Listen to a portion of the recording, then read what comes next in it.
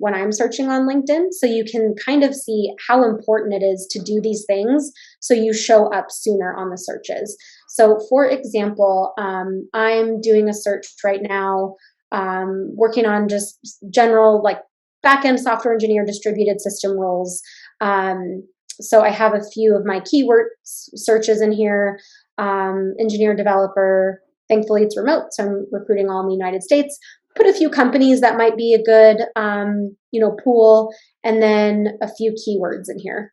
So that's typically how recruiters search, right? Just usually by like keywords, maybe like we're targeting computer science backgrounds, years of experience. So pretty much anything that you can put in your LinkedIn profile, we can search by that LinkedIn profile. We can search by groups, schools, keywords, really any of that stuff. So in this search, I have over 1,000 people showing up on my search. I can tell you right now, it is not likely that I'm going to get through all 1,000 profiles, right? I might get through a couple hundred, maybe. And depending on my search, right? If no one's responding to me, I might get through more. But, as people respond, I'm going through this in order. So Nafisa is someone, she's a company follower. She is in a project of ours.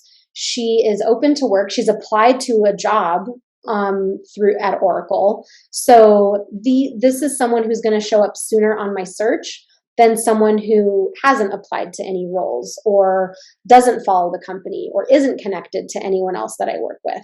So all of those things, even if people aren't responding to you, are at least going to help you get sooner into someone's search so that you're able to hopefully land an interview, right? If recruiters are coming to you and asking you for an interview, you are very likely already a good fit for the position. So that is ideally where we'd like to get.